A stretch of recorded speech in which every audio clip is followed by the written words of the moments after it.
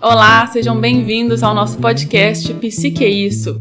Eu estou aqui com o Roberto Patrus. Roberto, o que é psique? Psique é um dos componentes do nosso intelecto, a psique e o nous. Somos compostos de um corpo, que em latim soma, de uma mente, em latim psique, e de um espírito, em latim nous, ou em grego. Agora eu fiquei na dúvida, pode ser que nous seja grego. Ou seja, temos uma forma de pensar como que a gente lida com o nosso corpo, como que a gente lida com o sentido que a gente dá para a nossa vida.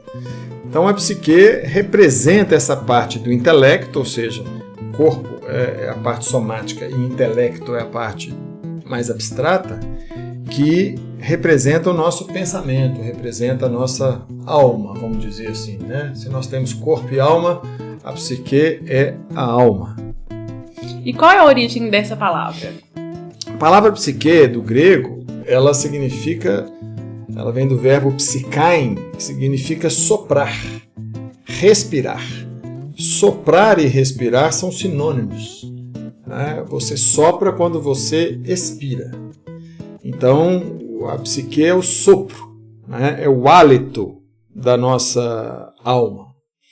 É curioso que quando nos relatos bíblicos Deus criou o homem, criou o ser humano, havia o corpo e depois ele soprou-lhe as narinas, lhe dando alma, lhe dando vida. Então a vida ela vem do sopro, né? A vida é movimento. E a respiração nos faz estar em constante movimento. Quando uma pessoa morre e dá o último suspiro, ela foi-se, né? Fica ali só o corpo. Eu acho interessante quando a gente ouve no jornal o relato de uma tragédia, fala assim, são 120 desaparecidos. E aí fala, foi encontrado um corpo sob os escombros. Quer dizer, não foi encontrada uma pessoa, foi encontrado um corpo porque ele está sem vida. Aquela alma não está com ele, ou seja, ele já não respira. Então, psique, a origem da palavra, tem a ver com respiração. E é o que dá alma ao ser humano, né? É algo impalpável, uma vez que o corpo é físico e é palpável. Isso confirma que a gente não é só um corpo físico, a gente não é só matéria. É difícil de localizar onde que está o nosso pensamento.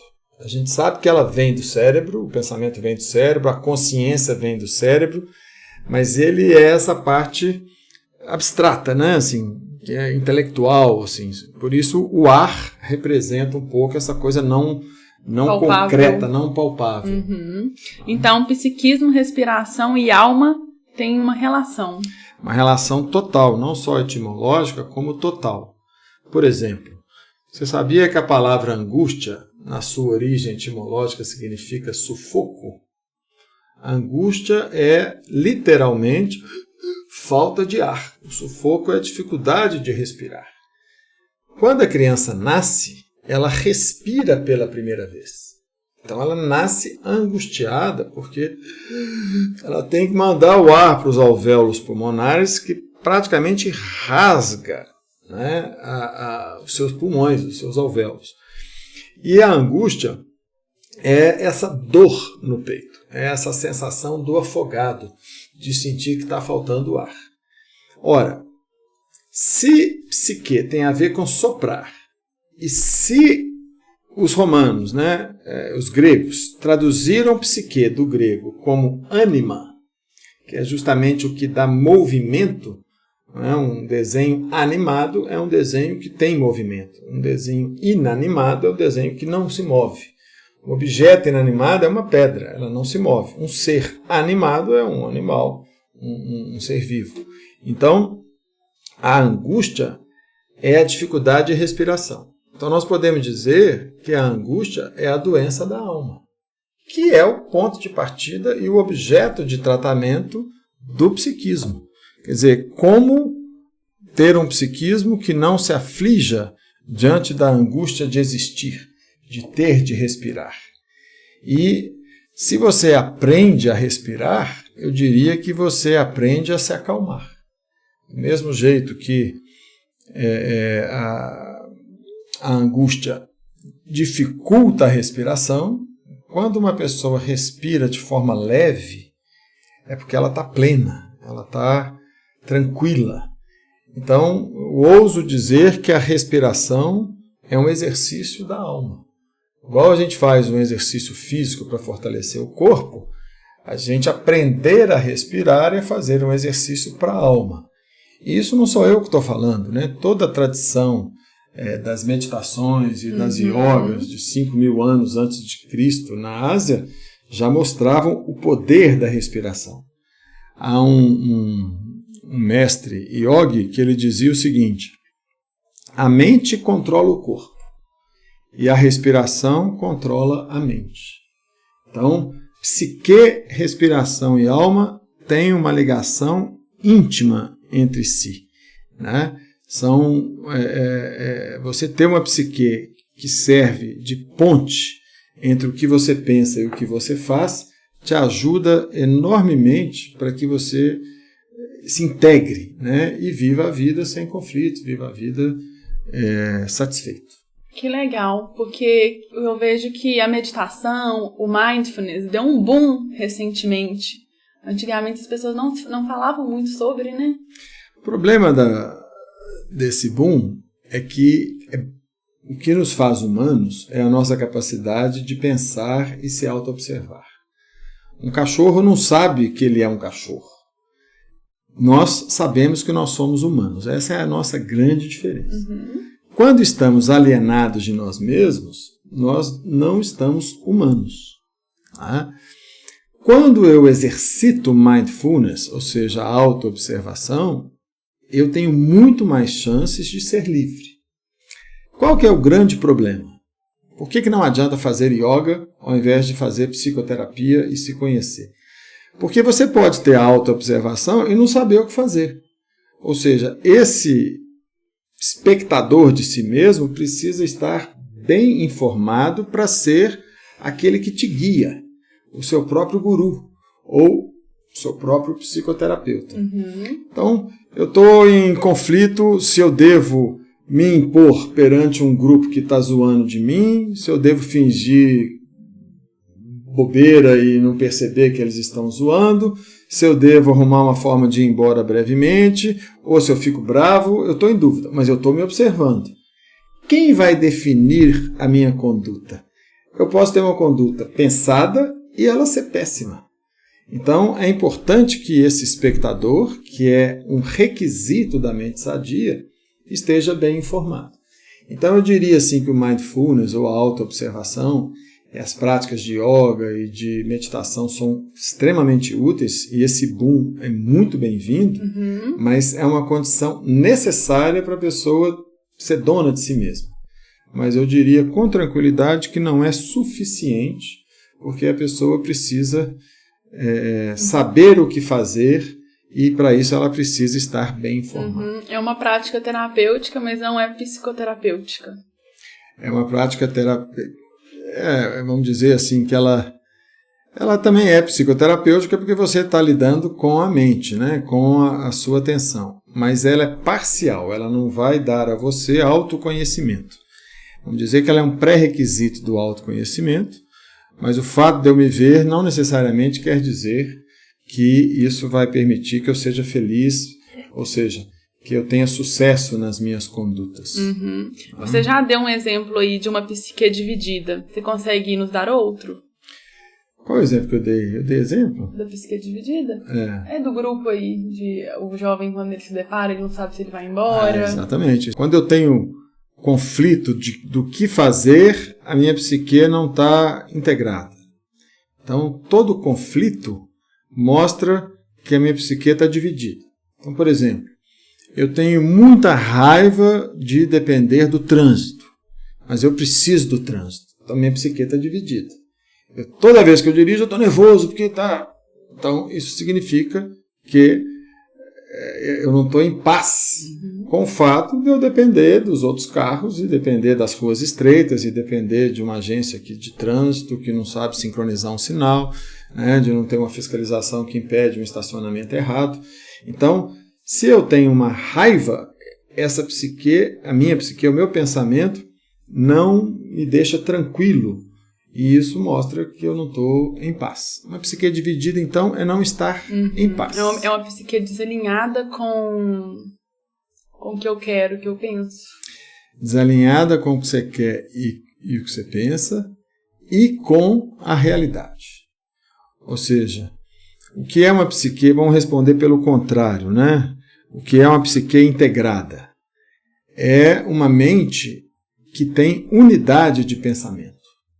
Ou seja, o que eu penso corresponde à realidade. E a realidade corresponde ao que eu penso. Então, por exemplo, eu quero ter Eu quero fazer ginástica todo dia, 5 horas da manhã. Porque eu não tenho tempo durante o dia, então eu vou disciplinar para acordar às 5 horas da manhã e fazer uma musculação ou uma corrida todo dia, segunda a sábado, 5 horas da manhã. Esse é o meu pensamento. Aí eu acordo de manhã e falo, não estou com muito sono, não vou fazer isso, não vou correr. Então minha psique está dividida. Como que você passa para ter uma psique integrada? Você tem que aceitar a realidade. Se você dá conta de acordar de madrugada ou não. Se você dá conta e é só uma questão de hábito e de força de vontade, ótimo. Você vai fazer o seu exercício de manhã cedinho e vai ficar feliz por ter feito. Vai chegar de noite, vai ficar feliz por ter feito e não vai sentir o peso de ter acordado de madrugada. Agora, você, por disciplina, por hábito, por força de vontade, acorda todos os dias cedo, faz o exercício às 5 da manhã e você fica nervoso o dia inteiro porque dormiu mal.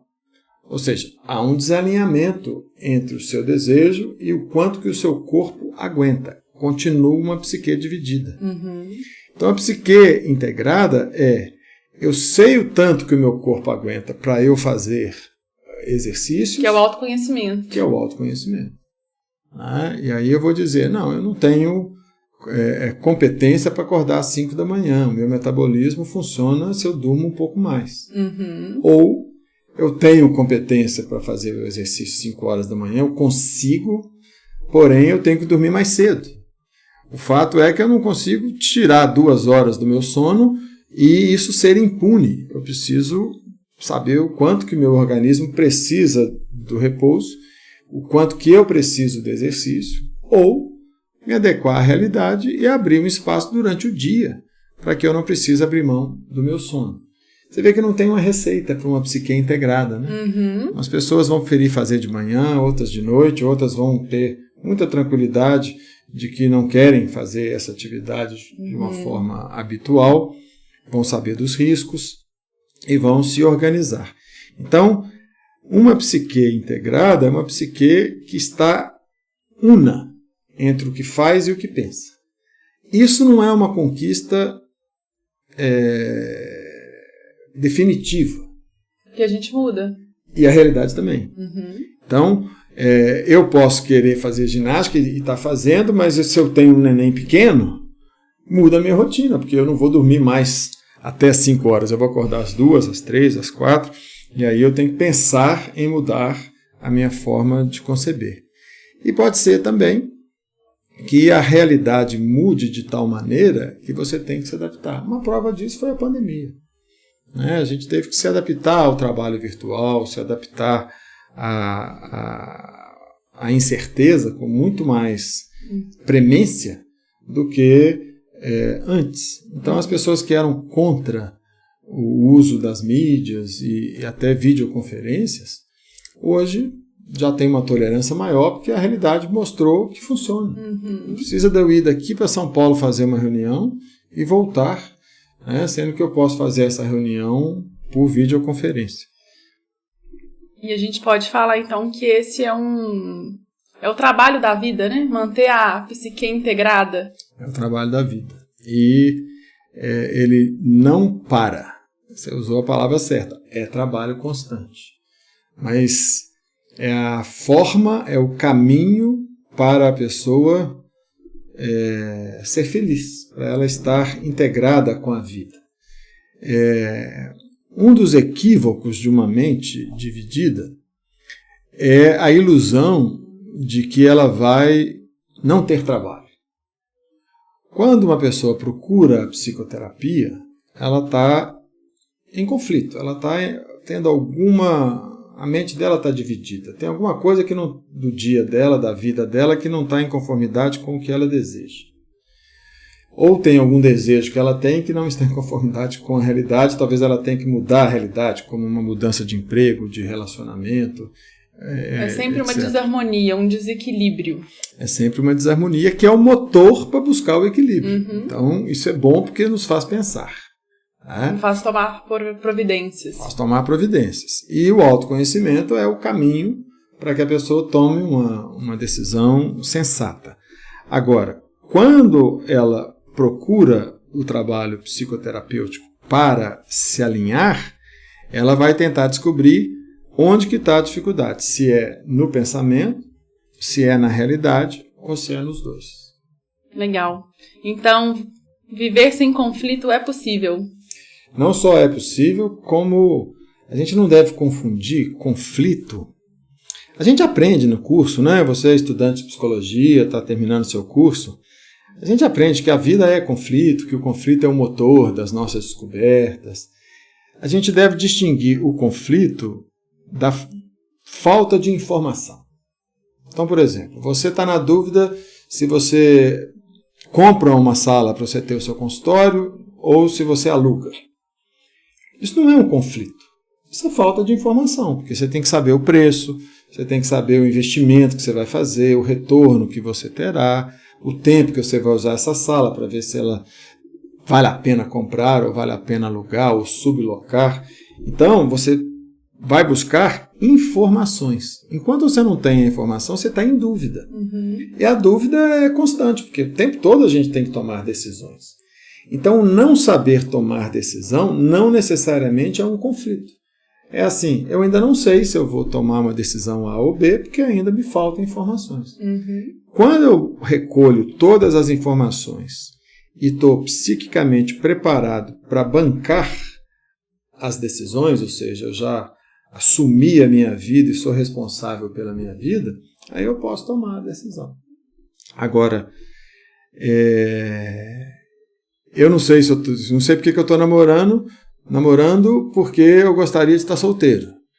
Mas estar solteiro é bom porque aí eu fico sem compromisso, eu posso namorar quem eu quiser. Mas se eu estiver namorando, complica. Isso é um conflito. Ou seja, eu não sei o que eu quero da minha vida. Agora é diferente. Eu quero trabalhar. Eu estou em dúvida se eu vou alugar uma sala ou comprar, se eu vou dividir uma sala ou se eu vou sublocar. Então, a gente acha que viver sem conflito é impossível porque a gente confunde o conflito com dúvida. E dúvida é bom a gente ter. Mas o conflito é possível não ter conflito quando você sabe o que você quer da vida. E busca as informações necessárias. E isso é o tempo todo. Isso é o tempo todo, porque a vida nos oferece muitas opções e a gente realmente não sabe de tudo. O que traz sofrimento, então, é quando a pessoa se paralisa na dúvida? Ela não consegue tomar uma decisão?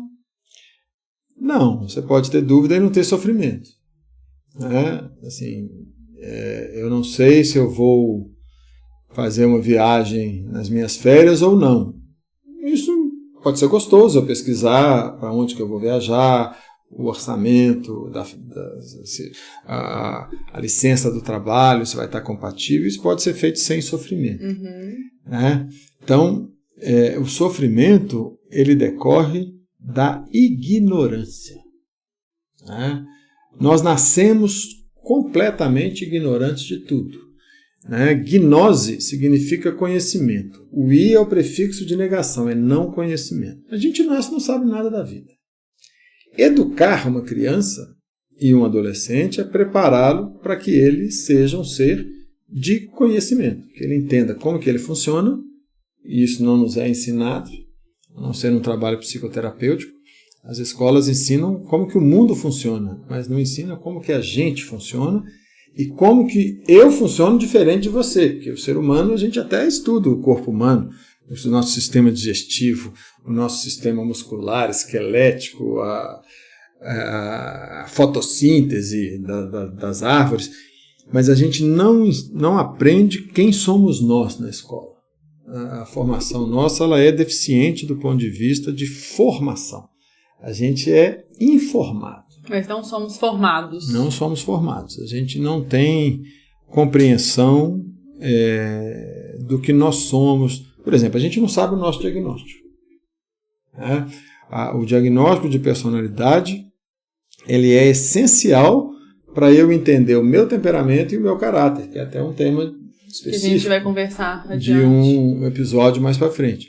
Mas se eu não entendo qual o tempero que eu tenho e eu não entendo racionalmente como ter controle da minha vida, que é o caráter, eu vou viver igual o Zeca Pagodinho, deixando a vida me levar, né? E com falta de conhecimento, vida leva eu, quer dizer, nem sabendo um bom português. Uhum. Ou seja, é uma dificuldade mesmo de ser autor da própria vida. E isso é possível, sim, se a pessoa tiver acesso a um trabalho que ela se conheça. Né? E conheça como que as relações funcionam. Né? E hoje a gente tem muita informação, né, devido à globalização, à tecnologia. Eu diria que nós temos muitos dados. O dado não significa informação. Uhum. Eu ontem baixei uma planilha de orçamento pessoal. Eu sempre fiz o meu orçamento, né? Tem a minha planilha lá que eu registro os meus gastos e registro os meus ganhos.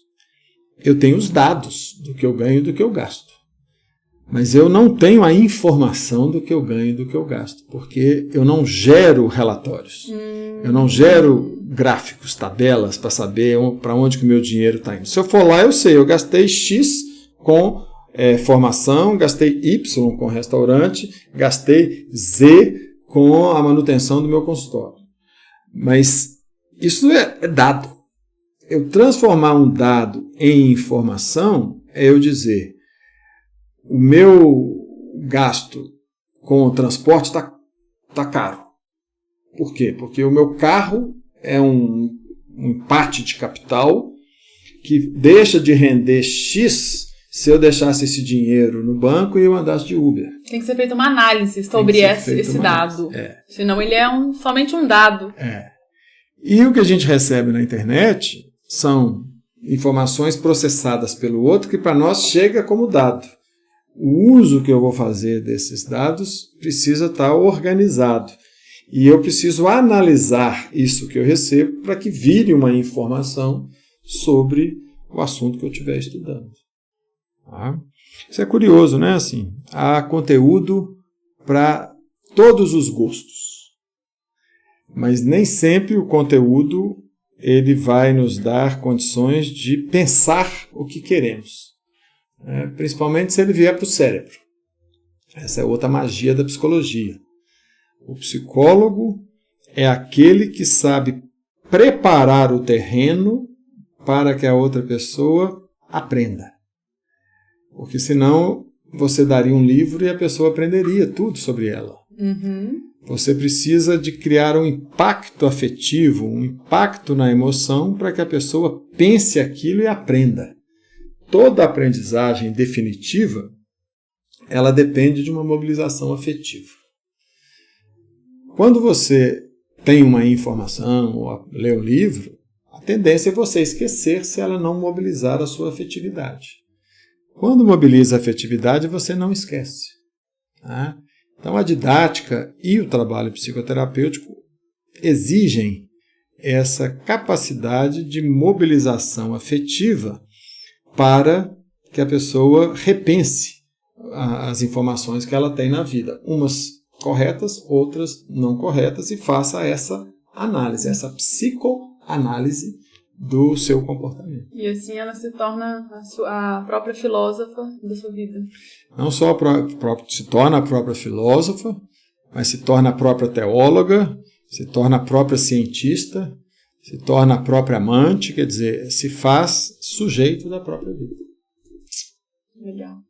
Acho que aí a gente esgotou o que é psique, né? Se eu fosse resumir assim esse episódio, a psique é a parte do nosso pensamento, da nossa mente, né? Que distingue a gente do corpo. E a terceira dimensão, entre essas três, o nous, seria assim, se Deus existe, é aquela centelha de Deus que existe em cada ser humano. Uhum. É a nossa noção de que a gente está conectado a algo maior do que nós, que é o que vai dar à pessoa uma dimensão de espiritualidade. Então seria o corpo, a mente e o nous, que seria esse espírito. Alma. Alma é sinônimo, eu estou usando alma aqui como sinônimo de psique. A alma universal em nós seria o nous. Entendi. Então é isso. Muito obrigada a todos que estão nos assistindo E ouvindo. e ouvindo.